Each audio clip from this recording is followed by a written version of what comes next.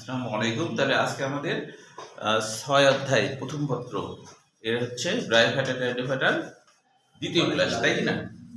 আচ্ছা, তাহলে তোমরা একটু বলো আমাকে কত দূর হয়েছিল? 227 পেজের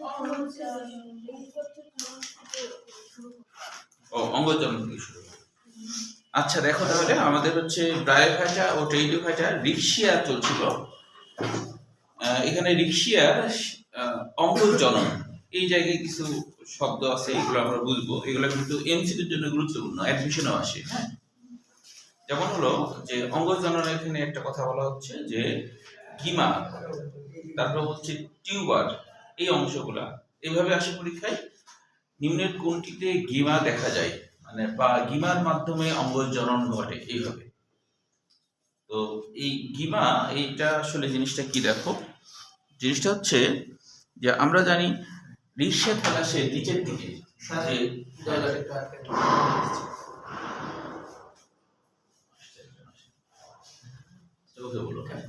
আচ্ছা দেখো, দেখো আমরা জানি যে নিচের দিকে যে গোল গোল কোষগুলা আছে, এই কোষগুলার ভিতর থেকে আবার এরকম করে রাইজয়েন্ট বের হয়, তাই না? এই রাইজয়েন্টে দেখা যায় মুক্তা সদৃশ, গিমা মানে মুক্তার মতো গোল কিছু স্ফীতি গঠন তৈরি হয় রিক্সার নিচের দিক থেকে। হ্যাঁ, এই যে স্ফীতি গঠনটা তৈরি হলো, এইটাকে বলা হয় গিমা। গিমা মানে মুক্তা, গিমা মানে মুক্তা, গিমা মানে কি? মুক্তা। তাহলে এটা তো অবশ্যই অঙ্গজননের মধ্যে পড়ছে, তাই কি না? এটা তো আর যৌন জনন না, তাই না? তাহলে কিছু কোষ বিভাজিত হয়ে গোল সদৃশ গঠন তৈরি করে, আর ওই গোল সদৃশ গঠনটাকে বলা হয় গিমা। গিমা তখন বিচ্ছিন্ন হয়ে নতুন রিক্সা তৈরি করে। আচ্ছা, তারপর বলছে যে এছাড়াও থ্যালাসের উপরের দিকে, থ্যালাসের উপর সাইডে আর কি, থ্যালাসের উপরের দিকে সেখানে আবার টিউবার মানে স্ফীতি, টিউবার মানে স্ফীতি, উপরের দিকে মানে এরকম এই জায়গাতে ধরো উপরের দিকে এরকম, এটাকে বলা হয় টিউবার। এটা উপরের দিকে হয়, নিচের দিকে না, এটাকে বলা হয় টিউবার। টিউবারের বাংলা অর্থ হলো স্ফীতি, টিউবারের বাংলা অর্থ হলো স্ফীতি। এই অংশগুলা হচ্ছে, হ্যাঁ ও দেখো, ওই যে এখানে হলো অঙ্গজনন আছে না, এই অঙ্গজননের দ্বিতীয় নম্বর লাইনে দেখো গিমা আর টিউবার আছে না।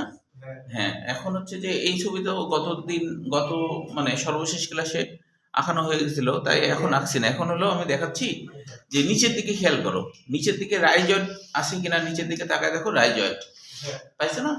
ওই রাইজয়েন্টের ওখানে একটা গোল চিহ্ন দাও। এই দেখো রাইজয়েন্টের এখানে গোল চিহ্ন দিয়েছি, তার মানে এই রাইজয়েন্টের এখানে নিচের দিক থেকে এরকম গোল একটা যে অংশ তৈরি হয়েছে, এই গোল অংশের নাম হলো গিমা বা মুক্তা। দেখতে গোল, মুক্তা হলো গোল হয়, ওই জন্য এরকম নাম হয়েছে। এইটা বিচ্ছিন্ন হয়ে নতুন রিক্সা তৈরি করবে। হ্যাঁ, অথবা উপরের দিকে টিউবার, উপরের দিকে এরকম টিউবার তৈরি হবে, উপরের দিকের অংশ, বুঝতে পারছো?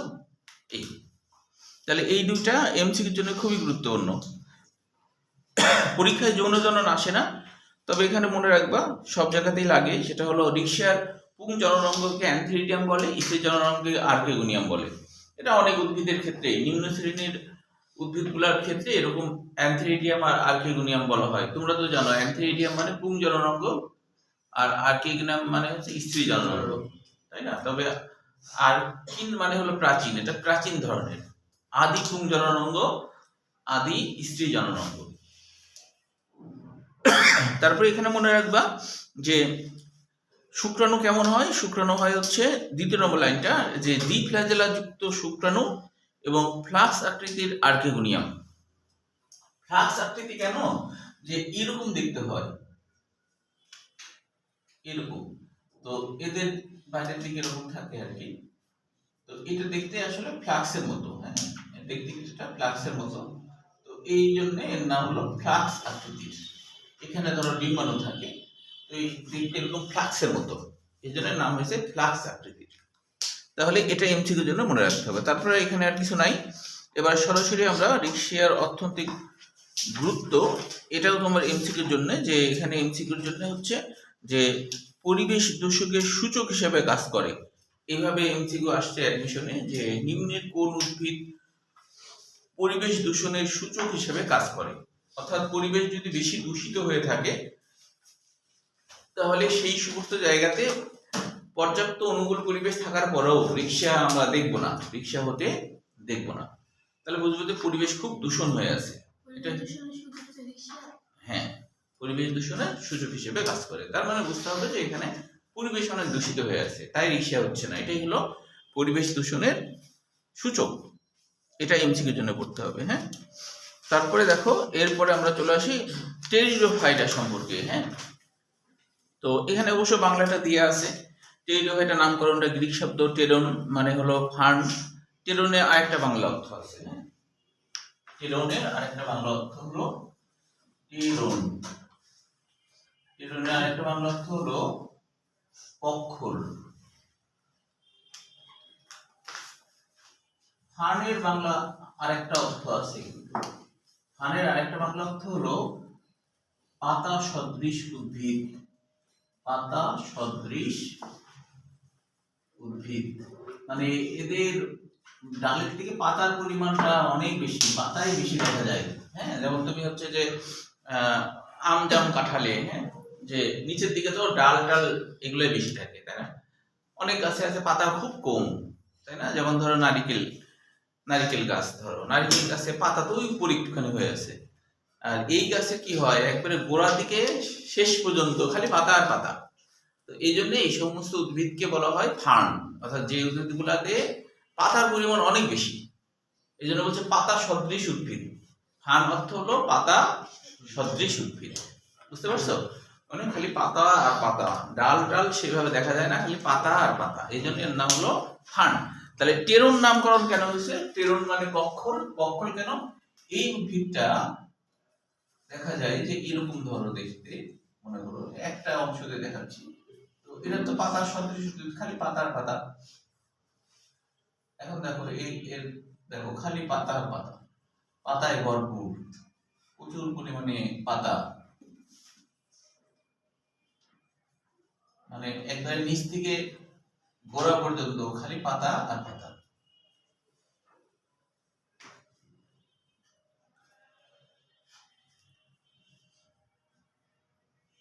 আচ্ছা, এখন পক্ষল কথাটার অর্থ হলো যে যদি কোনো পাতা এরকম হয় যে একই জায়গা থেকে উৎপন্ন হয়, পাখির পাখনার মতো। পাখির পাখনা যেমন ধরো ডান দিক থেকে পাখনা যেখান থেকে বের হয়েছে মনে করো, তাই না? আবার অপর দিক থেকে একই জায়গা থেকে বের হয়েছে না? আমাদের হাতও যেমন পক্ষল, কিন্তু পাখির পাখনার মতো আমাদের হাত, ঠিক না? তো আমাদের হাত যেমন এখান থেকে এটা বের হয়েছে, এই হাত কি নিচের দিক থেকে বের হয়েছে? তাহলে কি একই জায়গা থেকে বের হয়েছে, তাই না? কিন্তু এরকম হলে দেখতেও ভালো লাগতো না, তাই না? পাখির পাখনার শুরুটা কিন্তু উপর দিক থেকেই হয়। শুরুটা কি আমাদের মতো উপর দিক থেকেই হয়, নিচে ফোট টোট দিয়ে নিচের দিক পর্যন্ত আসে আর কি। হ্যাঁ, তো আমাদের মতোই আর কি ওদের, বুঝতে পারছো? কিন্তু একই জায়গা থেকে হয় না, তো সেই জন্য এর নাম হলো পক্ষল উদ্ভিদ, মানে পাখির পাখনার মতো। পাখির পাখনার মতো আমাদেরই খালি যদি হাতে পর্যাপ্ত ফোট টোট থাকতো আমরা ধরো উঠতাম, ফোট যদি থাকতো অনেক, মানে একবারে গোটাটা চলে তাহলে নাকি, আর একটু হালকা হওয়া লাগতো, পাখির হাড়ের মতো। পাখির হাড় যেমন হালকা এবং বায়ুপূর্ণ, আমাদের ওরকম হলে আমরা উঠতে পারতাম, তাই না? উঠতে পারলে ভালো হতো না? হ্যাঁ, যাওয়া আসা টাকা লাগতো, ভালো হতো না? হেলিকপ্টার লাগতো না, গরিব মানুষের ভালো হতো, তাই না? গাড়ি চালানোর দিতে আবার সমস্যা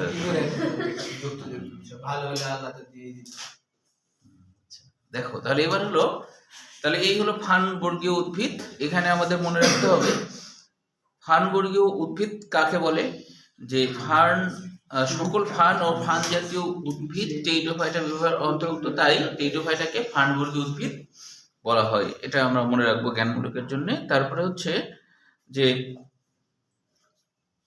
এরপরে হচ্ছে বাংলাদেশে শেষের দিকে আছে 41টি গোত্রের 195টি প্রজাতি টেরিডোফাইটা নথিভুক্ত করা হয়েছে। এটা এমসিকিউ অ্যাডমিশনে আসে, যদিও বোর্ড পরীক্ষায় আসে।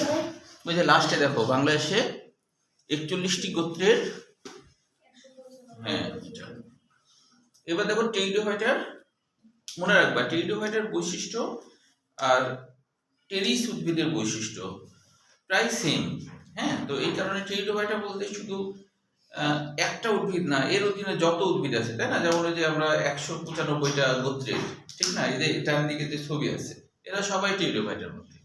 আর একটা উদ্ভিদ যেটা টেরিস হিসেবে দেখানো হয়েছে, সেই উদ্ভিদটা যেহেতু অ্যাভেলেবল আমাদের দেশে দেখতে পাওয়া যায়, এটা দেখতে পাবে তোমরা স্যাঁতসেঁতে জায়গায়, মানে দাওয়ালের পিছে পানি টানি পড়তেছে, হ্যাঁ, এরকম জায়গাতে এরকম উদ্ভিদ দেখা যায় জঙ্গলের মধ্যে, তাই না? দেখছো হয়তো। তো এটা হচ্ছে যে হ্যাঁ, তো এই কারণে এটা হচ্ছে আমাদের বইয়ের মধ্যে দেওয়া হয়েছে, যেটা তুমি বেশি দেখতে পাও সেটাই দেওয়া হয়েছে, যেটা তুমি অত দেখতে পাও না সেটা দেওয়া হয়নি। তো এই জন্য দুটার বৈশিষ্ট্য সেম ধরনেরই। হ্যাঁ, আচ্ছা, তবে একটু আনকমন বৈশিষ্ট্যের মধ্যে কেমন, যেমন হলো এখানে তোমার আছে হলো 12 নম্বর পয়েন্টে যে জীবনচক্রে সুস্পষ্ট হেটারোমরফিক যৌনক্রম বিদ্যমান, যেটা আবার দেখা যাচ্ছে যে এইখানে আর কি নাই। তো এই একটা খালি অতিরিক্ত বৈশিষ্ট্য মনে রাখবা যে জিনিসটা কি, হেটারোমরফিক যৌনক্রম। বৈশিষ্ট্য ক্ষয়ের জন্য আসে বেশিরভাগ। হ্যাঁ, টেরিসে 10টা আছে আর হচ্ছে হেটারোফাইটার তো 12টা আছে। হ্যাঁ, একটা এই প্রায় একই আর কি। তোমার হচ্ছে শুধু হচ্ছে যে এইটা অতিরিক্ত ভাবে মনে রাখবা, তাহলে হবে। তাহলে এখানে হলো হেটারোমরফিক মানে কি, মরফো মানে হচ্ছে, মরফো বলতে বোঝায় আকৃতি, আকার আকৃতি। হেটারো মানে কি, ভিন্ন ভিন্ন ধরনের আকার আকৃতি সমৃদ্ধ যৌনক্রম। যৌনক্রম মানে কি, যৌন মানে বংশধর, ক্রম মানে পর্যায়ক্রম। তার মানে কোনো জীবের যদি একবার ডিপ্লয়েড দশা হয় আর একবার যদি হ্যাপ্লয়েড দশা হয়, এরকম অবস্থা হয় যে একবার হ্যাপ্লয়েড দশা একবার ডিপ্লয়েড দশা, এই দশাটা যদি পর্যায়ক্রমে আবর্তন ঘটে তাহলে সেটাকে বলা হবে যৌনক্রম। কিন্তু এখন যদি এরকম হয় যে ডিপ্লয়েড দশা অনেক দীর্ঘ আর হ্যাপ্লয়েড দশা খুবই স্বল্প সময়, অল্প সময়ের মধ্যে, বেশি সময় না, তাহলে এটা হেটারোমরফিক। আর যদি সমান সমান হয় তাহলে হোমোর যৌনক্রম বলা হয়। হ্যাঁ, না, মানুষের ক্ষেত্রে আসলে ওইভাবে করে যৌনক্রম মানুষের ক্ষেত্রে আসলে হয় না। যৌনক্রম বলতে এরকম বোঝায় সাধারণত যে ধরো যেমন মানুষ ডিপ্লয়েড, তাই না, ডিপ্লয়েড প্রাণী। তো মানুষের যে হ্যাপ্লয়েড অবস্থা হয়, শরীরের মধ্যে ধরো হ্যাপ্লয়েড অবস্থা হয়, কিন্তু এটা একটা স্বতন্ত্র প্রাণী হিসেবে আচরণ করে না। হ্যাঁ, স্বতন্ত্র প্রাণী, আর এদের হচ্ছে স্বতন্ত্র আলাদা উদ্ভিদ হিসেবে কাজ করে। মানে ধরো এমনি তো ফান উদ্ভিদ, তাই না, এদের যখন নিষেধক্রিয়া হয় তখন এদের একটা স্বতন্ত্র উদ্ভিদ হিসেবে দেখা যায়, এরকম একটা উদ্ভিদ, তাহলে দেখতে এরকম। আর পরে যখন নিষেধক্রিয়ার পরে নতুন একটা উদ্ভিদ হলো তখন দেখতে এরকম হয়ে গেল। তো এটা কিন্তু ডিপ্লয়েড বা স্পোরোফাইট বলা হয়। ডিপ্লয়েডকে বলা হয় স্পোরোফাইট, এটা হলো স্পোরোফাইট। আর এখানে যে উদ্ভিদটা হলো এটা হলো এন, এখানকার সব কোষ হ্যাপ্লয়েড এবং এটাকে বলা হয় গ্যামিটোফাইট। এটাকে বলা হয় গ্যামিটোফাইট।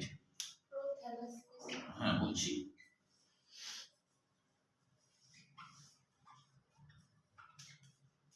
এটাকে বলা হয় গ্যামিটোফাইট। হ্যাঁ, সবগুলাই বলি ধারাবাহিকভাবে।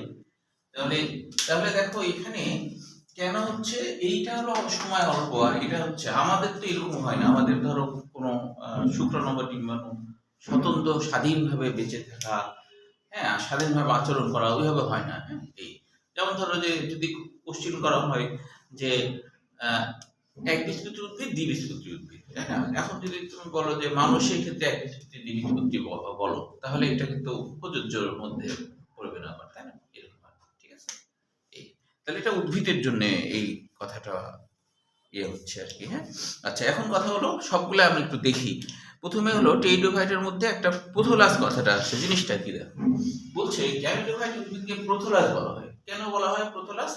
প্রো মানে তো আদি, প্রো মানে আদি, কোনো প্রো কথা থাকলে এটা আদি বা পূর্বে এরকম বোঝায়। হ্যাঁ,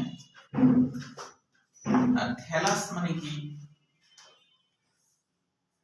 থ্যালাস বলতে বোঝায় সমাঙ্গদেহী উদ্ভিদ। সমাঙ্গদেহী উদ্ভিদ। সমাঙ্গদেহী উদ্ভিদ আবার কি জিনিস? মানে যে উদ্ভিদের আসলে কোনটা ডাল কোনটা পাতা ওইভাবে বুঝতে পারা যায় না। যেমন এই উদ্ভিদে তুমি কিন্তু বলতে পারছো যে এটা পাতা, তাই না? এর ভিতরে যেটা আছে সেটা মধ্যশিরা। এখানে অবশ্য কাণ্ড থাকে নিচের দিকে, পরে আমি দেখাবো।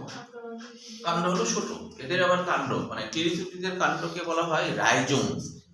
টেরিস উদ্ভিদের কাণ্ডকে বলা হয় রাইজোম। রাইজোম মানে কি জানো? বন্ধ হয়ে গেলে ঘুমাই গেলে বলো। ঘুমাই নিতে, আচ্ছা তাহলে তোমরা ঘুমাই যাও না।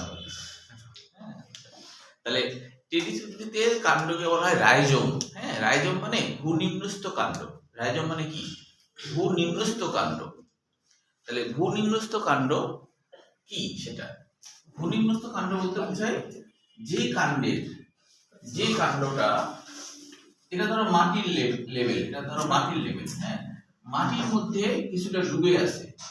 এটা মাটির ভিতরে কিছুটা ডুবে আছে, মাটির মধ্যে ডুবে আছে, কিছুটা মাটির মধ্যে ডুবে থাকে আর কি। কাণ্ডটা খুব ছোট এবং মাটির মধ্যে ডুবে থাকে। হ্যাঁ, এরকম ধরনের কাণ্ডকে বলা হয় রাইজোম, ভূনিম্নস্থ কাণ্ড। হ্যাঁ, যদিও কাণ্ডের কিছু অংশ উপরে থাকে কিন্তু বেশিরভাগ অংশ মাটির মধ্যেই ডুবে থাকে, ছোট্ট কাণ্ড। আর উপরের দিকে যা দেখছো সেটা হলো আসলে মধ্যশিরা। এই জন্য এর নাম পাতা বহুল উদ্ভিদ। পাতা বহুল মানে একবারে গোড়া থেকে শেষ পর্যন্ত পাতা, এই জন্য নাম হলো ফার্ন। হ্যাঁ, অন্য উদ্ভিদ কিরকম হয় যে কাণ্ডই মাটির মধ্যে, এটা না, তাই না? এদের এরকম সিস্টেম, এই জন্য এরকম নাম হয়েছে রাইজোম জাতীয় ভূনিম্নস্থ কাণ্ড। ঠিক আছে, এখন দেখো এখানে তো তুমি কাণ্ড পাচ্ছ, পাতা পাচ্ছ, তাই না? রেণুধর, হ্যাঁ রেণুধর আসছে, ধরো একে একে আসি। তাহলে হচ্ছে এখানে যখন তুমি সব আলাদা করতে পারছো, তাহলে তো এখানে তো তুমি আলাদা করতে পারছো না, মানে এটা কোনটা পাতা কোনটা ডাল কিছু বোঝা যাচ্ছে? বোঝা যাচ্ছে না। আচ্ছা, তাহলে এখন এটা গেল। এবার হলো যে রেণুধর উদ্ভিদ মানে কি? রেণুধর উদ্ভিদ বলতে যে এই যে গ্যামেটোফাইটিক উদ্ভিদ আছে না, এর মধ্যেই কিন্তু দুই ধরনের রেণু তৈরি হতে পারে। হ্যাঁ, যে একটা হলো অ্যান্থেরিডিয়াম, একটা হলো আর্কিগোনিয়াম। এটা তো এমনি এর মধ্যে দেখি না বোঝার কি কি আছে আগে, এর মধ্যে আর কি কি আছে না বোঝার বলো তো? এই উপরের দিকে ভাস্কুলার কত নম্বরে আছে? 5। ও, ভাস্কুলার মানে পরিবহন কলা। ভাস্কুলার মানে পরিবহন কলা। এদের কিন্তু পরিবহন কলা বলতে কি জাইলেম ফ্লোয়েম জাতীয়, যে জাইলেম ফ্লোয়েমের মতো আর কি পরিবহন কলা আছে। তাও যদিও জাইলেম ফ্লোয়েম মানে না থেকে অন্য কিছু থাকতে পারে, কিন্তু সেটা হলো পরিবহন কলা আছে আর কি, এটা বোঝাচ্ছে। হ্যাঁ, ভাস্কুলার মানে হলো পরিবহন কলা, এটা মাথায় রাখবা। হ্যাঁ, দেখতে জাইলেম ফ্লোয়েমের মতো নাও হতে পারে, কিন্তু পরিবহন কলা। আর কিছু আছে কি উপরের দিক থেকে কোনো?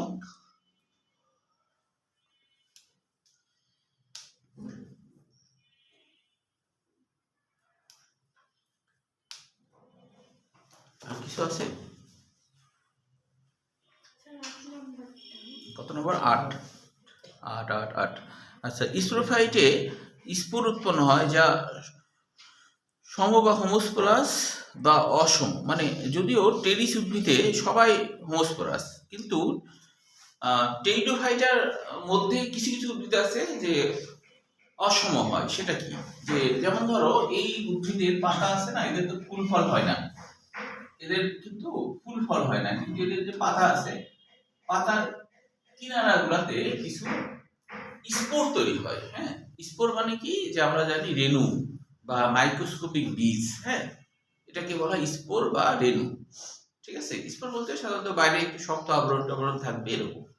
তো এটা মাইক্রোস্কোপিক বীজের মতো কাজ করে। এখন এখানে যে স্পোর গুলো হয় পাতার কিনারেতে হয়, ফুল ফল তো নাই, ফুল ফল তো হয় না, পাতাই বহন করে এদের হচ্ছে যে স্পোর গুলা, মানে রেণুগুলা, যেগুলা দিয়ে নতুন গাছ তৈরি হবে, নতুন উদ্ভিদ তৈরি হবে। হ্যাঁ, এখন সেই স্পোর গুলা যদি সবাই দেখতে সমান হয়, মানে কেউ একটা ছোট একটা বড় এরকম না হয়, তাহলে হোমোস্পোরাস।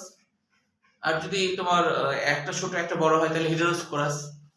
বুঝতে পারছো? এই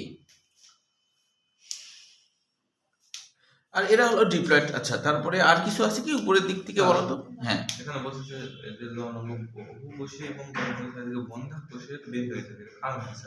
ও, মানে হচ্ছে যে তোমার যে কোষগুলা, আচ্ছা তাহলে জননাঙ্গ বহুকোষী বলতে যে জননাঙ্গ তৈরি হয়, যেমন ধরো স্ত্রী জননাঙ্গ, পুং জননাঙ্গ, আর্কিগোনিয়াম আর হচ্ছে অ্যান্থেরিডিয়াম। তো এর মধ্যে তোমার যেমন ধরো যে এইখানে যে আশপাশে যে কোষগুলো আছে, এই কোষগুলো হলো বন্ধা কোষ। এরা কিন্তু কোনো ডিম্বাণু তৈরি করতে পারবে না, মানে এরা এরা কিন্তু নিজেরা ডিম্বাণু হবে না, নিষেক্রিয়ায় অংশগ্রহণও করবে না। এমনকি এখানেও কোষ থাকে, পরে এটা গলে যায়, যখন শুক্রাণু আসে গলে যায় তখন রাস্তা হয়ে যায়। তাহলে আশপাশে যে কোষগুলো আছে এরা কিন্তু হচ্ছে যে সবাই এরা হচ্ছে বন্ধা কোষ। তাই বলছে যে বন্ধা কোষ মানে যারা হচ্ছে, আমরা তো জানি যে বন্ধা হয় না, বন্ধা কিন্তু মানুষও হয়, বন্ধা হলো মানুষও হতে পারে, তাই না? বন্ধা কিন্তু শুধু মহিলারাই যে হয় তা না, বন্ধা কিন্তু কারা হয়, পুরুষরাও বন্ধা হয়। এখন বলবো যে পুরুষদের তো বাচ্চা হয় না, তাহলে বন্ধা কিভাবে হয়? বন্ধা বোঝা নেই, বুঝতে পারছো? তাহলে বন্ধা হওয়ার ক্ষেত্রে পরিসংখ্যানে দেখা গেছে পুরুষরাই 55% দায়ী। পুরুষরা বেশি স্যার এখন দায়ী, অক্ষম। হ্যাঁ হ্যাঁ, অক্ষম, হ্যাঁ হ্যাঁ, বুঝতে পারছো? হ্যাঁ, তাহলে হ্যাঁ, বলো কি কোশ্চেন? আচ্ছা, এখন বলছে তো যদি হলো, যদি তোমার হচ্ছে অ্যানথেরিডিয়ামের কথা ধরো, অ্যানথেরিডিয়াম, তো সেখানেও দেখা যাবে যে অ্যানথেরিডিয়াম ধরো, এর আশপাশে মনে করো যে কোষগুলো আছে এরা বন্ধা কোষ, কিন্তু এর মধ্যে আবার যে কোষগুলো আছে এরা কিন্তু হচ্ছে সবাই সক্রিয় রেণু হিসেবে কাজ করে, স্পোর হিসেবে কাজ করে। তো তার মানে হলো বন্ধা কোষ হচ্ছে যারা কোনো স্পোর তৈরি করতে পারবে না, যারা নতুন বংশের ভিতরে ভূমিকা রাখবে না, তারাই বন্ধা কোষ। আর যারা পারে তারা তো সত্যিকারের স্পোর বা রেণু। এই আর কিছু আছে কিনা বলো, না হলে আমরা টেরিসে যাই। টেরিসে প্রত্যেকটা লাইন বুঝবা না? আচ্ছা, দেহ মূল কাণ্ড পাতায় বিভক্ত। দেখো তো এরা মূল কাণ্ড পাতায় বিভক্ত কিনা। এই যে বললাম যে এদের কাণ্ড তো আছে, তাই না? কাণ্ড ভূনিম্নস্থ, কাণ্ড তো আছেই। আর এই যে মূল, এই যে সুতার মতো যেগুলো, এটা মূল। তাহলে গেল মূল, কাণ্ড, পাতা। এই যে পাতা, এই গোটাটাই কিন্তু পাতা। এই যে এখান থেকে তোমার, এখান থেকে এতটুকু পর্যন্ত পাতা। হ্যাঁ বলো, 3 নম্বর থেকে বললে যে প্রতিটা লাইনে দরকার। আচ্ছা সবই বলেন, অসুবিধা নেই। আচ্ছা আচ্ছা, রাইজম তো হয়ে গেছে আলোচনা। তাহলে এবার দেখো রাইজম র্যামিনটা নামক শল্কপত্র দিয়ে আচ্ছাদিত। তো এই র্যামিনটা বলতে পাতলা আবরণ বোঝায়। এখন এই যে কাণ্ড আছে, যে আমরা যে বললাম যে ভূনিম্নস্থ কাণ্ড, হ্যাঁ, এই কাণ্ডের প্রোটেকশনের জন্য, এর উপরে একটা পাতলা আবরণ থাকে, ওই পাতলা আবরণটার নাম হলো যে শল্কপত্র অথবা র্যামিনটাম। শল্কপত্র মানে কি? শল্কপত্র মানেও কিন্তু বোঝায় যে একটা পাতার মতো, পাতা সদৃশ একটা গঠন। যেমন ধরো পেঁয়াজ রসুন আছে না, পেঁয়াজ রসুনের বাইরে যে পাতলা আবরণ আছে ওটাও কিন্তু শল্কপত্র, পাতার মতো একটা আবরণ আর কি, হ্যাঁ, স্তর। ওটাই র্যামিনটাম বা ওটাই শল্কপত্র। আচ্ছা, তারপরে আর বলো, এবার মনে হয় স্পঞ্জিয়াম লাগবে, তাই না? নাকি আর তার আগে আর কিছু আছে? 4 পাতা যৌগিক পাতা মানে হচ্ছে একটা পাতার মধ্যে, এটা তো এই দেখো এখান থেকে একটু গোটাটা একটা পাতা, কিন্তু এখান থেকে একটু গোটাটা একটা পাতা। তো একটা পাতার মধ্যে যদি অনেকগুলো ছোট ছোট পাতা থাকে, এই যে ছোট ছোট পাতা, তাহলে এটা যৌগিক পাতা। যেমন সাজনার পাতা যৌগিক পাতা, তেঁতুল পাতা যৌগিক পাতা। বুঝা গেল কি? তাহলে যে পাতা, একটা পাতার মধ্যে অনেক পাতা থাকবে, কিন্তু তুমি আম, জাম, কাঁঠালের পাতা, এটা কিন্তু আবার যৌগিক পাতা না, সরল পাতা না, মৌলিক না, সরল পাতা। এই হলো বিষয় যে যৌগিক। এখন এটা হলো যৌগিকের কথা বললো। তারপরে বলছে কচি অবস্থায় পাতাগুলো কুণ্ডলিত থাকে। দেখো এইটা হলো কচি অবস্থায়, এটা হলো কুণ্ডলিত, পেঁচাই আছে, এটাই বলছে কচি অবস্থায় পাতা কুণ্ডলিত অবস্থায়। তারপরে হচ্ছে 5 তো হয়েছে না, 6 স্পঞ্জিয়া একত্রিত হয়ে পত্রকের কিনারায় সরাস গঠন করে। তারা কি স্পঞ্জিয়ামটা দেখো, স্পঞ্জিয়াম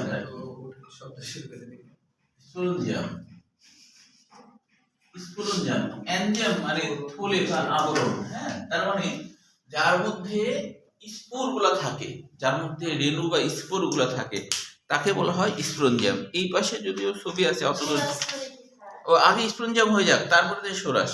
জি স্যার। পৃষ্ঠা নম্বর 230 পৃষ্ঠায় আসো। এখানে দেখো স্পঞ্জিয়াম দেখতে পাচ্ছ, তাহলে এটা দেখো একটা থলের মতো, তাই না? বৃন্তযুক্ত থলের মতো। বাম দিকে যে ছবিটা, নিচের দিকে, এই যে নিচের, ও 230, ও মিলছে না। কোনটা স্যার? কোন চিত্র? এই প্রথম চিত্রটা, বামে যে প্রথম চিত্র, বামে প্রথম চিত্র পাইছো না? হ্যাঁ, এখানে দেখো যে বেলুনের মতো বৃন্তযুক্ত আছে না, ওগুলা হলো স্পঞ্জিয়াম। কারণ কি পাওনি, দেখতে পাওনি? হ্যাঁ স্যার, এই যে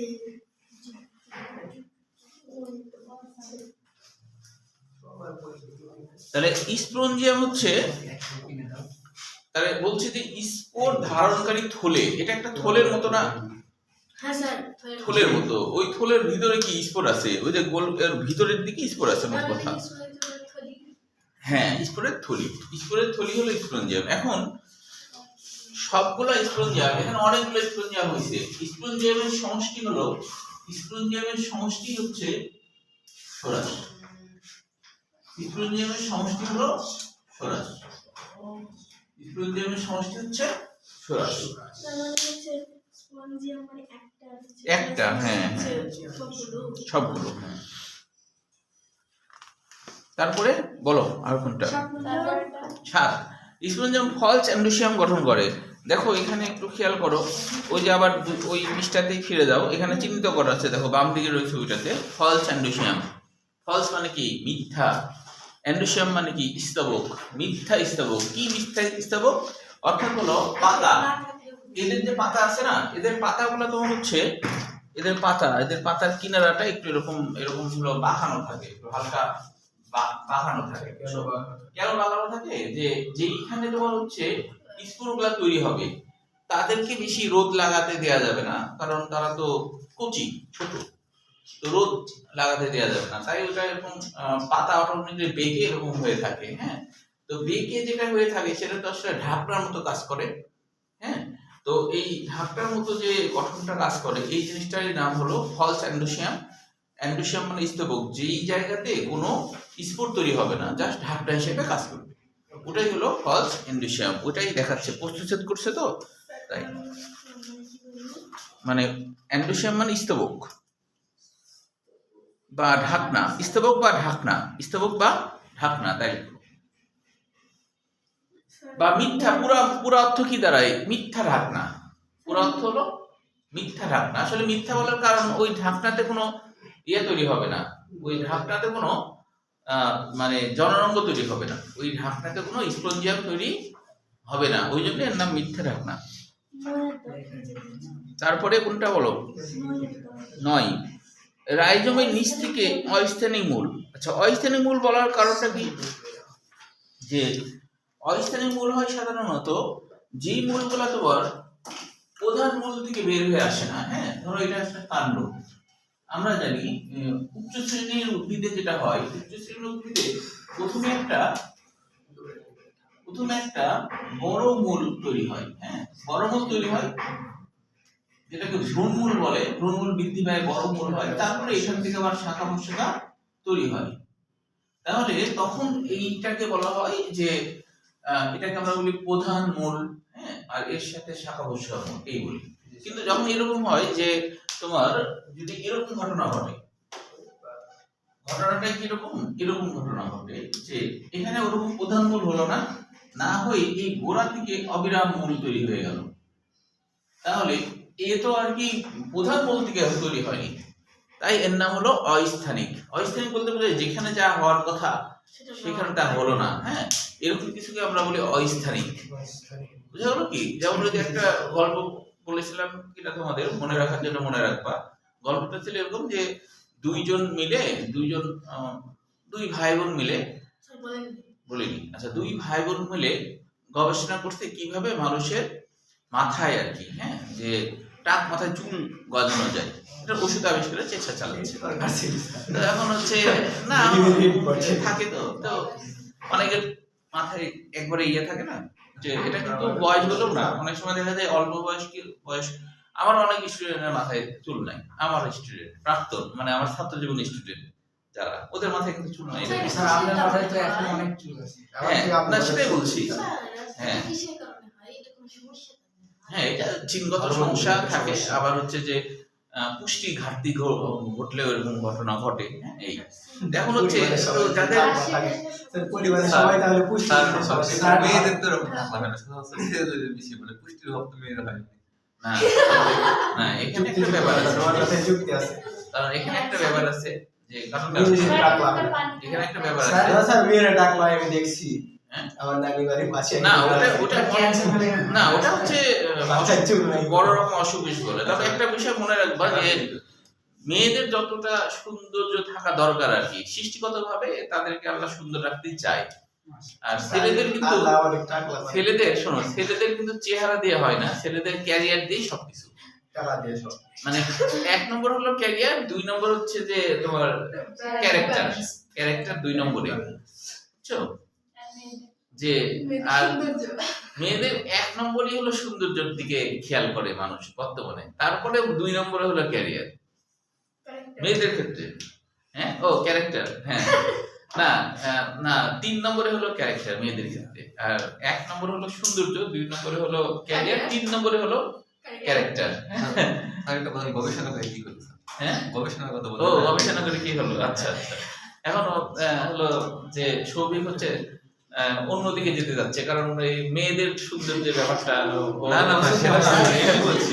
আচ্ছা আচ্ছা চুল পড়ার ইয়ে স্যার, চুল পড়ার টিপস স্যার চুল পড়ার যে চুল tips পড়া, দেন। হ্যাঁ, তাড়াতাড়ি করে ফেলে। স্যার এখানে আসলে যে পরিমাণে চুল পড়েছে তো আমরা তো স্যার মেসে আছে সব হ্যাঁ, চুল উঠে গেছে। শোনো। স্যার মেসের বাড়ির অসুবিধা আছে। না তবে এটা মাথায় রাখো যে ছেলেদের কিন্তু প্রথম কথা কি, ক্যারিয়ার ছাড়া ছেলেদের 1 পয়সা দাম নাই, এটা মাথায় রাখতে হবে। ক্যারিয়ার ছাড়া তোমার 1 পয়সা তোমার দাম নাই।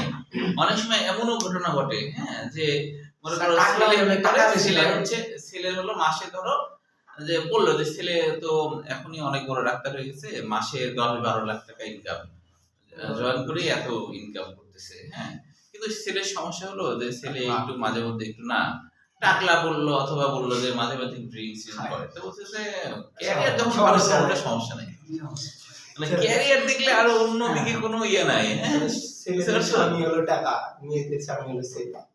হ্যাঁ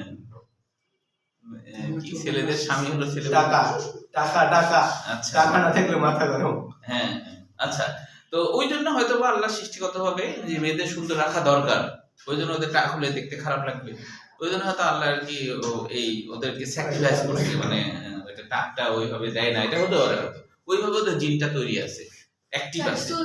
আর চুলের যে ব্যাপারটা পুষ্টিহীনতার কারণে চুল পাকে। আচ্ছা এখন কথা টাকের গবেষণা করছে ভাই বোন মিলে যে টাক মাথায় কিভাবে চুল ইয়ে করা যায়, এটা তো জিনগত, তাহলে এমন কোনো ওষুধ দিব যাতে চুল গজায় এরকম। তো আবিষ্কার করতে করতে এখন সাকসেসফুলি মানে হইছে মানে এটা তাদের ধারণা যে সাকসেসফুলি হয়েছে আবিষ্কারটা, এটা ধারণা। তো বলছে এখন অ্যাপ্লাই করতে হবে, আবিষ্কার তো করে ফেলছি এখন। তখন ওর বোনকে বললো যে তুই যখন কলেজে যাবি তখন হচ্ছে তুই হলো ইয়ে করবি, ওই লিফলেট দিবি, যে কারণ কলেজে অনেক ইয়ে আছে, বান্ধবী আছে তোর, ওর বান্ধবীদের অনেক বাবারা তো টাকলা থাকতে পারে, স্বাভাবিক। এই জন্য তুই হচ্ছে লিফলেট দিবি। তো লিফলেট পাই 2 জন অভিভাবক আসছে, যে আসে তো বলছে যে আমরা লিফলেট পাইলাম, তো এরকম আপনারা নাকি এরকম মাথায় চুল গজানোর ওষুধ আবিষ্কার করছেন। তো বলছে যে হ্যাঁ আবিষ্কার করছে। বলছে কাজ হবে? বলছে কাজ মানে 24 ঘন্টা বোধহয় চুল গজাবে, 24 ঘন্টা বোধহয় চুল গজাবে। বলছে কত টাকা লাগবে? তো বলছে যে 5,000 টাকার 1 পয়সা কম না, কিন্তু 24 ঘন্টার মধ্যে চুল গজাবে। তো বলছে যে বিফলে? তো বলছে বিফলে কি, আর চুল গজাবে তারপর আপনি টাকা দেবেন 24 ঘন্টা। আচ্ছা আজকে আমি ওষুধটা আপনাকে খাওয়াই দেবো, আপনি ঠিক এই সময় আসবেন, মাথায় চুল ভর্তি চুল নিয়ে আপনি আসবেন, এসে টাকা দেবেন।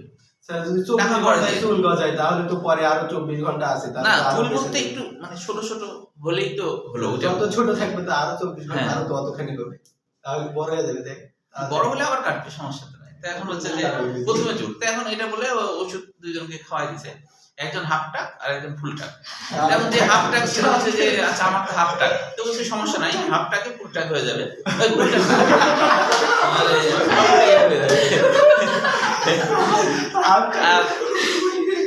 আমার তো ফুলটা মাথা ভর্তি চুল হয়ে যাবে। এখন হচ্ছে যে ওষুধ খাই ওরা চলে গেছে, তো বলছে ঠিক আছে তাহলে যদি চুল গজাই তাহলে হলো চুল যদি গজাই তাহলে 5,000 টাকা দিব। তো ঠিক আছে ওষুধ খাই চলে গেছে। পরের দিন আসছে কলিং দিচ্ছে, তখন মনে হচ্ছে যে টাকা দিতে আসছে। এখন টাকা দিতে আসে এখন হচ্ছে যে এখন হলো বলছে যে কি টাকা দিতে আসছে, ওষুধে কাজ করতে তো না। তখন বলছে যে কাজ করেছে মানে যে আমার হচ্ছে হাফ টাক ছিল, আপনি ওষুধ খাওয়া দিচ্ছেন ফুল টাক হয়ে গেছে। আর তখন হচ্ছে যে আরেকজন যে ফুল টাক বলছে যে তাহলে আপনার তো ফুল টাক ছিল, তাহলে আপনার উপরে ওষুধ কোনোই কাজ করেনি। তখন বলছে কাজ করেনি মানে আমার পিঠ ভর্তি চুল, জামা খুলে দেখা যাচ্ছে পিঠে চুল গজায়। তাহলে এখন মাথার চুল কোথায় গজালো? পিঠে। তাহলে এটা অস্থানিক না? এটা অস্থানিক কিনা? এটা অস্থানিক হয়ে গেল, কারণ যেখানে হওয়ার কথা সেখানে না পিঠে হয়েছে। মাথাটা নিচে রাখা একটু পা উঠছে, তাহলে মাথাটা পেটের মধ্যে তো পিঠে গজাচ্ছে না। মানে ওষুধ যখন মানে যখন মনে করো হাফ টাক যার ছিল, ওই যখন এখানে কাজ করতে পারেনি ওষুধ, তখন এই চুলগুলোকে নাই করে দিচ্ছে। আর ফুলটাকে তো ওখানে চুল গজাতে পারছে না, তাই পিঠে চুল গজায়। ওষুধ ঠিকই কাজ করছে। এখন এখন এখন হচ্ছে যে বলছে যে এখন বলছে যে আপনাকে তো পুলিশ দেওয়া দরকার। তো বলছে কেন? আমার শব্দ ছিল চুল গজানো। কোথায় গজাবে সেটা বলে। চুল তো গজাইছে নাকি, তাহলে আপনার টাকাটা দিতে হবে, ওনার না দিলেও চলবে। ওনার হাফ টাক তেল ফুল টাকা গেছে, ওটা টাকা দিতে হবে, আপনার টাকা দিতে হবে। চুল তো গজাইছে কিনা? তো জানি যেখানে গজানো সেখানে গজায় না। বলছে এরকম তো কোনো কথা ছিল না, চুল গজাইছে কিনা সেটা বলে। কোথায় গজাইছে সেটা তো আমি দেখবো না, টাকা দেখবো। বুঝতে পারছো? তাহলে অস্থানিক বুঝতে পারলা? অস্থানিক মনে থাকবে। তাহলে যেখান থেকে হওয়ার কথা সেখানে হলো না, সেখান থেকে হয়নি। যেমন ওই যে অনেক বট গাছ আছে দেখবা, বট গাছে কিন্তু কাণ্ড থেকেও মূল হয়, জানো কি? ওটাও কিন্তু অস্থানিক। গাছের ডাল ওটাও কি? ওটাও অস্থানিক। একটা গাছে অন্য একটা গাছের ইয়ে জায়গায় কি জানি হয় না, ওটা কি জানি পরগাছার কথা বলছো? হ্যাঁ, পরগাছা হতেই পারে, কারণ হলো ওখানে ধরো বীজ টিজ এসে পড়লো, হ্যাঁ, বা স্পোর এসে পড়ছে, তো ওখানে তো পুষ্টি আছে, গাছের ওই গাছের ভিতরে তো পুষ্টি আছে না, ওই পুষ্টি খেয়ে নতুন গাছ হতেই পারে, এটা অসম্ভব না। আর সালোক সংশ্লেষণ তো ঘটার তো আলো তো আছেই, ওই জন্য ওখানে হবে, ওটা কোনো বিষয় না। তাহলে আর কি থাকলো বলো? র্যাকিস মানে হলো মধ্যশিরা, মনে রাখবা। র্যাকিস মানে মধ্যশিরা। এই যে এই মিডিলের এইটার নাম হলো র্যাকিস। এটা মানে হলো মধ্যশিরা। র্যাকিস মানে মধ্যশিরা। আচ্ছা, এখান থেকে তোমরা হচ্ছে যে এই যে ক্লাস অর্ডারটা জ্ঞানমূলক কোশ্চেনের জন্য পড়বা। ক্লাস আর অর্ডার, এই যে শ্রেণীবিন্যাসের ক্লাস।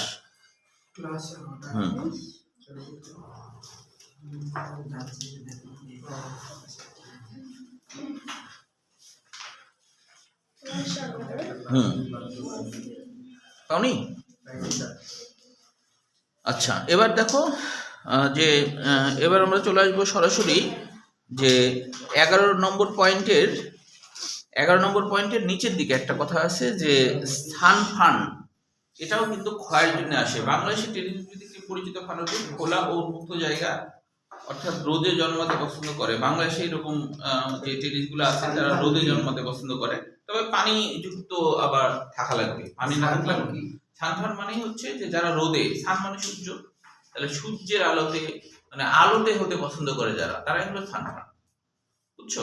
তো যেমন বাংলাদেশে টেরিসের 16টি প্রজাতি জন্মে, তার মধ্যে যেটা আর কি আমাদের যে দুইটা একটা হলো টেরিস ভিটাটা আর একটা হলো লঙ্গি ফোলিয়া। এরকম নাম কেন হলো? টেরিস ভিটাটা মানে হলো যে পাতার ধারে রঙিন দাগ থাকা, পাতার ধারে পাতার কিনারাতে রঙিন দাগ হয়, এটাই হলো ভিটাটা এর বাংলা অর্থ, হ্যাঁ, বা সাজানো এর বাংলা অর্থ। আর একটা হলো টেরিস লঙ্গিফোলিয়া নাম হচ্ছে কোথা থেকে? লং থেকে, মানে যেই টেরিসগুলো একটু লম্বাই বড়, হ্যাঁ, এই জন্য এরকম নাম। তবে সবচেয়ে বেশি জন্মায় টেরিস ভিটাটা, এটা আবার গুরুত্বপূর্ণ এমসিকিউ, হ্যাঁ। এরপরে দেখো যে আবাসস্থলের লাস্ট লাইন, যে অর্ধবায়ু বা সাব এরিয়াল টেনিস গণের প্রায় 200 প্রজাতিটি রয়েছে এটুকু পর্যন্ত এমসি। কোথায় স্যার? ওই যে আবাসস্থলের শেষ লাইন, টেরিস গণের প্রায় 250 হ্যাঁ 250টি, হ্যাঁ। এবার দেখো, এবার হচ্ছে টেনিসের দৈহিক গঠন সৃজনশীল হিসেবে আসে। টেনিসের দৈহিক গঠন সৃজনশীল হিসেবে আসে, তবে এর মধ্যে মধ্যে কিছু জ্ঞানমূলক কোশ্চিন আছে, যেমন ধরো সিকিউ, টেনিসের দৈহিক গঠন সিকিউ, শুধু এটুকু লিখতে হবে আর কি। এই যে তোমার হচ্ছে যে দৈহিক গঠনের ক্ষেত্রে ওই যে টেনিসের দৈহিক গঠন যেটা, হ্যাঁ ওই যে পাওনি, হ্যাঁ হ্যাঁ। আচ্ছা এখন দেখো যে টেনিসের দৈহিক গঠন শুধু প্রথম প্যারাটা আর কি, হ্যাঁ মানে এর প্রথম যে প্যারাটা আছে না, হ্যাঁ হ্যাঁ এইগুলো। আচ্ছা এখন দেখো এখানে কিছু জ্ঞানমূলক কোশ্চেন আছে। টেনিসের দৈহিক গঠনে ফর্ন কাকে বলে, মানে ফর্ন কাকে বলে, হার্নের পাতাকেই ফর্ন বলে। এইটুকু স্যার। হ্যাঁ এটুকুই জ্ঞানমূলক কোশ্চেন, হ্যাঁ হ্যাঁ। 4th নম্বর লাইন, টেনিসের দৈহিক গঠন 4th নম্বর লাইন।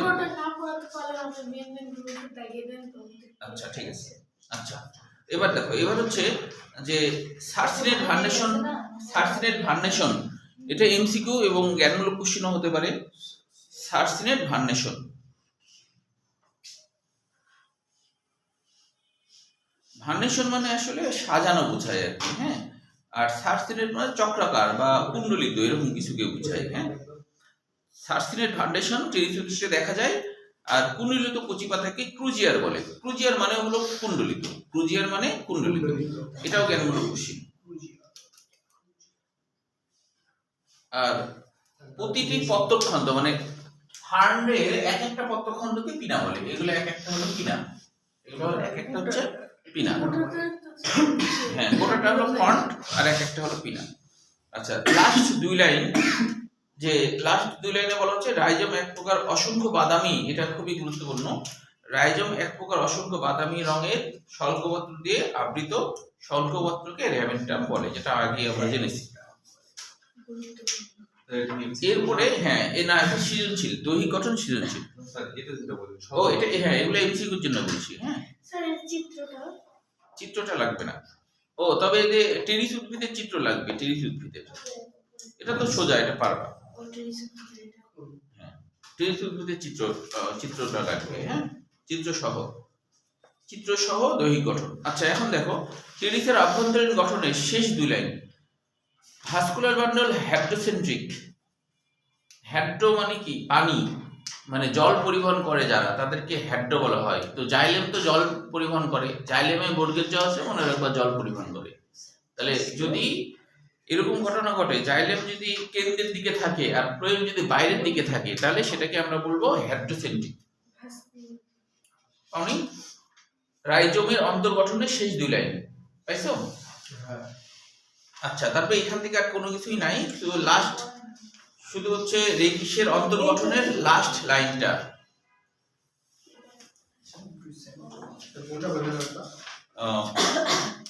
ওই যে রেকিসের অন্তর্গঠন এর লাস্ট লাইন, কর্টেক্স টিস্যুতে অশ্বক্ষুরাকৃতির স্টিলি অবস্থিত। জিনিসটা কি দেখো, মানে কর্টেক্স মানে প্রাচীর, অর্থাৎ হলো যে কর্টেক্স বলতে কি বোঝায়, প্রাচীর। অর্থাৎ এই যে মধ্যশিরা আছে, মধ্যশিরার বাইরের দিকে যে কোষগুলো থাকে তাদেরকে কর্টেক্স বলা হয়। কর্টেক্স মানে প্রাচীর, হ্যাঁ। তো ওই প্রাচীরে তোমার পরিবহন কলা যেগুলো থাকে এমন ভাবে গুচ্ছা আকারে থাকে, দেখে মনে হয় অশ্বক্ষুর মানে ঘোড়ার খুরের মতো, হ্যাঁ। এটাকে বলা হয় অশ্বক্ষুরাদি। স্টিল মানে সাজানো পদ্ধতি, স্টাইল থেকে স্টিল। কত বাজে বলো? 12:30 বেজে গেছে। আচ্ছা তাহলে আগামী সপ্তাহে এটা শেষ করে ফেলতেই হবে, হ্যাঁ আগামী সপ্তাহে এটা শেষ করে ফেলতে। আচ্ছা সৃজনশীলের জন্য এখানে গুরুত্বপূর্ণ সৃজনশীল কিন্তু আসলে টেনিসের জনক্রম। এই সৃজনশীলের জন্য বেশি গুরুত্বপূর্ণ এইটা, ওই যে টেনিসের জনক্রম, এই যে লাস্ট এইটা হলো সৃজনশীলের জন্য বেশি গুরুত্বপূর্ণ। টেনিসের লাস্ট যায়নি, এই যে এইটা ছবি সহ ওর সুবিধা স্যার সৃজনশীল আসলে এটাই আছে এটাই বেশি আসে হ্যাঁ বোর্ড পরীক্ষা ওটাই বেশি হ্যাঁ ওটা হলো সৃজনশীলের জন্য বেশি করে। তো করে ফেলবা দেখবা যে সমস্যা আছে কিনা